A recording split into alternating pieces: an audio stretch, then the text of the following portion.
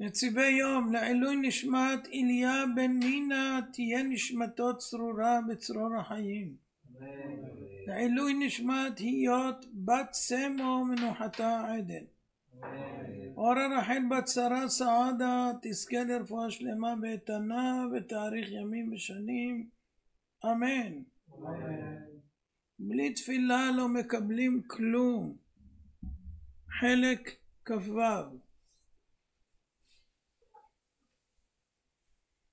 בכוח תפילה ניתן למנוע מיתה של אדם. בפרשת האזינו נאמר, וידבר אדוני אל משה בעצם היום הזה לאמור, עלה אל הר העברים הזה, ומות בהר אשר אתה עולה שמה, והאסף אל עמך. כתב רש"י, זה אחד משלושה מקומות שנאמר בהם בעצם היום הזה. פעם ראשונה בכניסת נוח לתיבה, בעצם היום הזה בא נוח. הביאור, דהיינו שהוא בא באורו של יום ולא בחשיכה, לעיני כולם, לא בהיחבא. ולמה? כי היו בני דורו אומרים, אם אנו מרגישים בו, אין אנו מניחים אותו להיכנס בתיבה.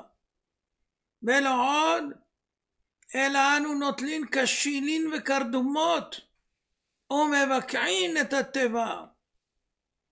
אמר הקדוש ברוך הוא, הריני מכניסו בחצי היום. בכל מי שיש בידו כוח למחות, יבוא וימחה. בואו נראה אתכם אם אתם יכולים למנוע. פעם שנייה נאמר, בעצם היום הזה הוציא אדוני את בני ישראל מארץ מצרים על צבאותם. למה? מאחר שהיו המצרים אומרים, אם אנו מרגישים בהן, אין אנו מניחים אותם לצאת.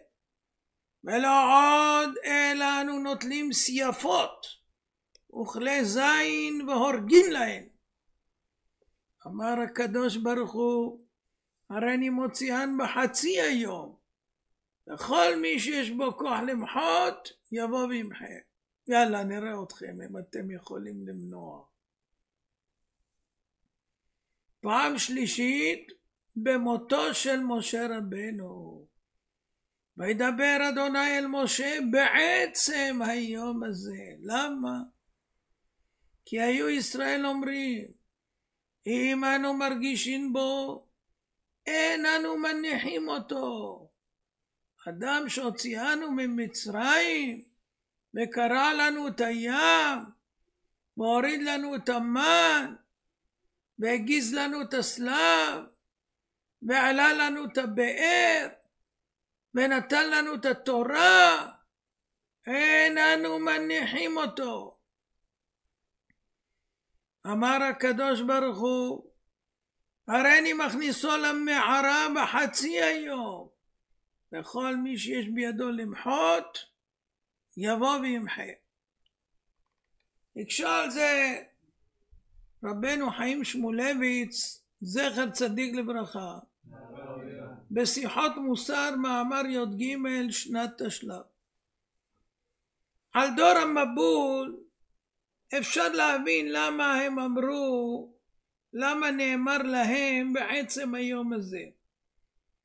הם ינסו לתפוס את נוח פיזית ולמנוע ממנו להיכנס לתיבה, הם רבים והוא יחיד, וגם ינסו לשבור את התיבה.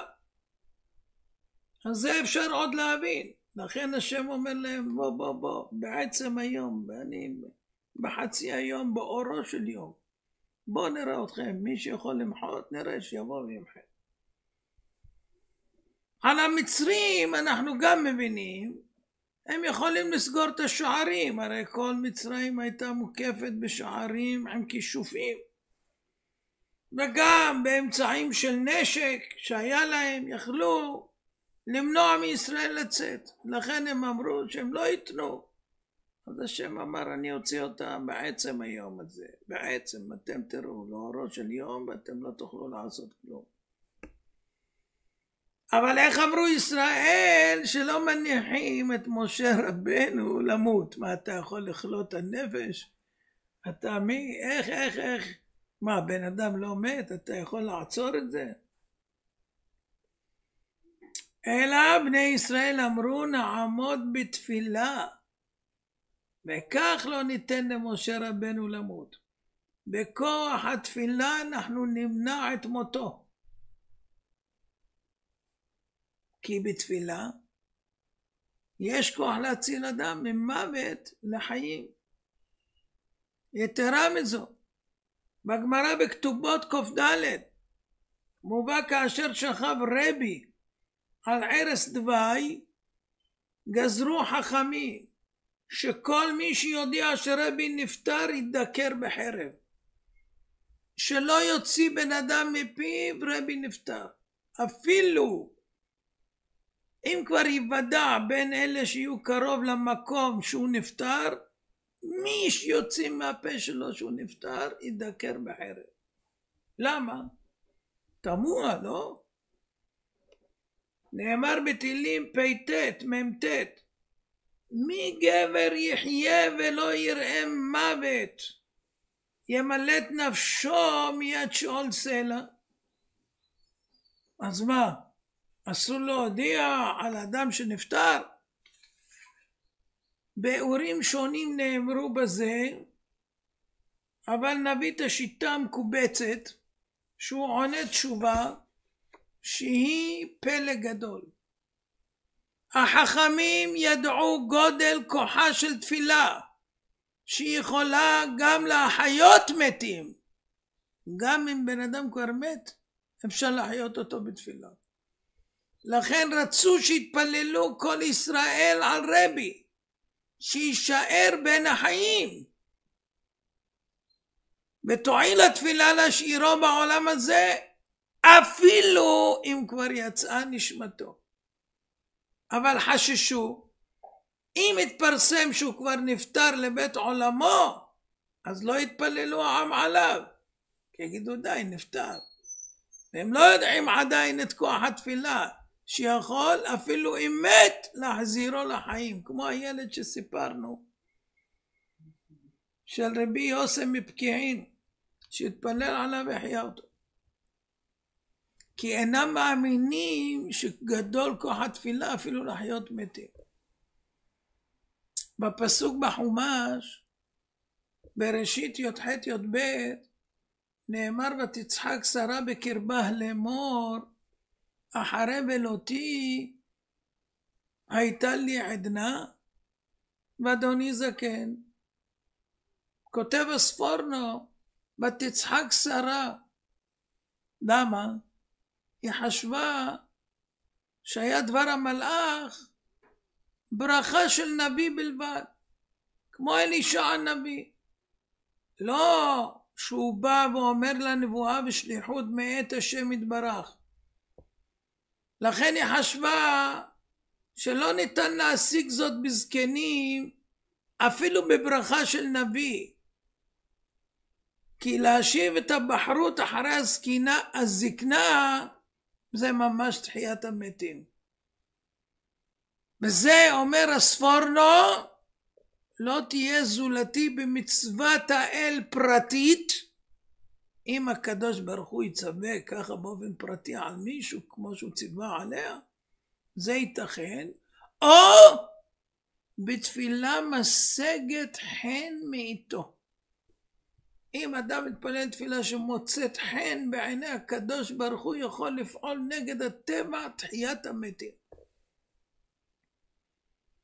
וכאשר מתקבלת תפילה כזו אצל הקדוש ברוך הוא, בכוחה להחיות מתים. מה שאי אפשר להשיג אפילו בברכה של נביא, או בברכה של חכם. יכול אדם להשיג בכוח תפילתו. אפילו ילד קטן יכול לבכות, כמו שלמדנו עם ההוא שהיה לו סידור, קיבל את הסידור והתפלל. ואבא שלו שלא היה יכול להביא ילדים נפקד. הוא ואשתו. אז זאת אומרת, כוח התפילה הוא עצום, עצום, עצום. לא לזלזל, אפשר למנוע מיתה, ובמקרים נדירים אפשר גם לחיות מתים. והנה יש מספיק ראיות. כבר הבאנו מספיק למחביר. אז צריך ללמוד להתפלל. צריך לדעת להתפלל מהלב, לא להוציא בשפתיים מילים. שזה יצא מעומקא דליבא. אם זה יוצא משם, זה משהו אחר, זה מוצא חן בעיני השם, כי רחמנא ליבא באה, הוא רוצה את הלב. אם אתה מדבר איתו מהלב,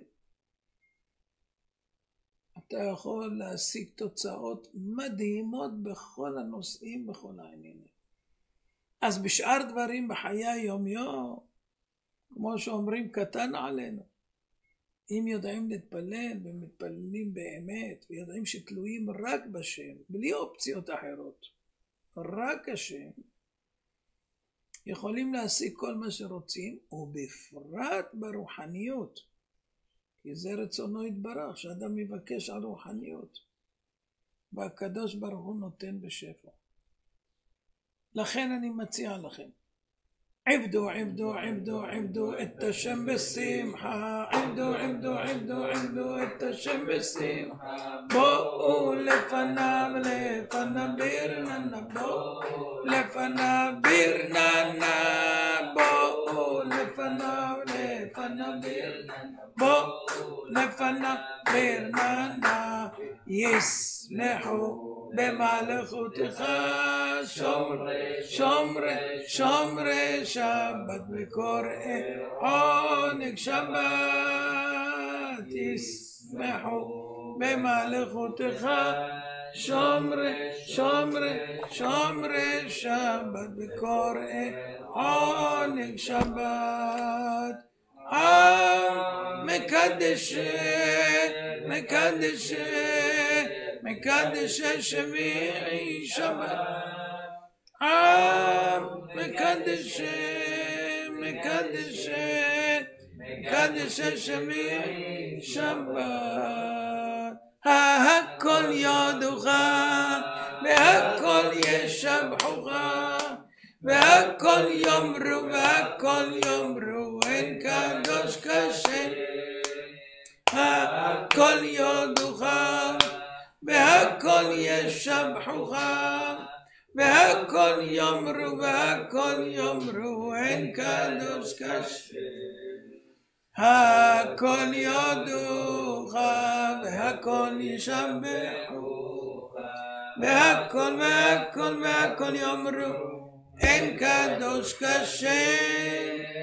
הכל יודוך והכל ישבחוך והכל והכל והכל יאמרו אין קדוש כשם.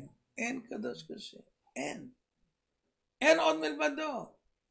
הרי אני מכוון קיים מצוות חכמים דאורייתא ושמחה דאורייתא גומל נפשו איש חסד דאורייתא כיבוד אבאים דאורייתא לעשות נחת רוח לקדוש ברוך הוא.